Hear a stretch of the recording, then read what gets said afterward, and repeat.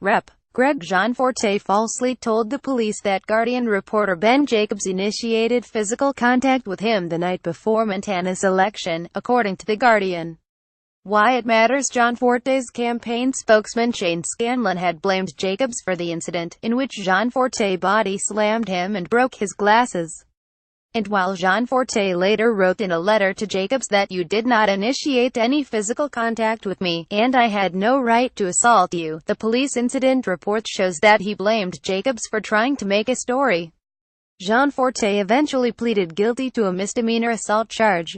Look at the contrast between Al Franken, accepting responsibility, apologizing, and Roy Moore and Donald Trump, who have done neither, Hillary Clinton said during a radio interview with 77 WABC New York. She also said that Trump has disgraced the office and that Moore clearly doesn't appear to be someone who will bring respect and honor to the state of Alabama. One more key quote: "I didn't think he'd be as bad as he turned out to be," she said of Trump's job as president. Why it matters. The Obama Justice Department pushed to end the federal government's use of private prisons. But the Trump administration's decision to rescind the order has led the industry to hope for a resurgence, though some states like New York, Iowa and Illinois have ended their use for state prisoners. In 2015, 126,272 people, or about 8% of the country's prison population, were housed in private facilities. The states with highest shares of inmates in private prisons were New Mexico 42.2% and Montana 40.4%. Texas alone housed 14,293 inmates in private prisons. Per IBIS World, the private prison industry has been growing at a rate of about 1% per year since 2012. If a state has a private prison population of 0, that does not necessarily mean that the state does not have such facilities, per the Bureau of Justice Statistics. The data simply indicates that no prisoners were held in private prisons at the end of the year in 2015. President Trump and the Interior Department announced Friday night that they're freezing plans to allow the importation of parts of elephants hunted in Zimbabwe and Zambia. Why it matters. Plans to reverse a ban on such imports had sparked strong criticism from environmental groups and others as well. On Friday, GOP Rep. Ed Royce, who chairs the Foreign Affairs Committee, said the move to allow imports was inappropriate in light of the crisis in Zimbabwe, and that he did not believe the country's government, given its years of corruption, can properly manage conservation programs when carry-regulated conservation hunts can benefit habitats and wildlife populations. That said, this is the wrong move at the wrong time, Royce said. Proponents of sport hunting say it can raise funds for initiatives that aid the conservation of imperiled species. Interior's Fish and Wildlife Service had said late this week that well-regulated sport hunting as part of a management program can benefit certain species by providing incentives to local communities to conserve those species and by putting much-needed revenue back into conservation. However, Interior Secretary Ryan Zinke said in a statement Friday night, "President Trump and I have talked and both believe that conservation and healthy herds are critical. As a result, in a manner compliant with all applicable laws, rules, and regulations, the issuing of permits is being put on hold as the decision is being reviewed." Go deeper. The New York Times has more on the decision here. Brett Kavanaugh, judge on the D.C. Circuit Court of Appeals. The president obviously shied away from D.C. personalities when he was running for office, but he's now, almost a year into his office, in a much better position to have a more geographically diverse list. Leo has made no secret of his enthusiasm to see Kavanaugh on the Supreme Court and says he has one of the deepest and widest judicial records.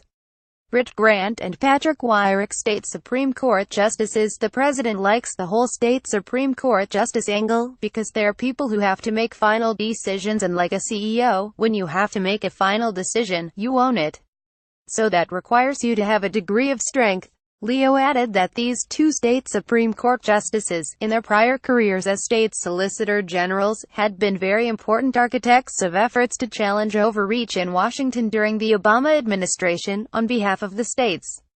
Amy Coney Barrett and Kevin Newsom, recent appointments having recently been picked for the federal bench, they could have potential going forward. Behind the selections, Trump consulted with White House counsel Don McGahn, who led the process, and they sought advice from conservative legal thinkers. But they didn't need to do much vetting.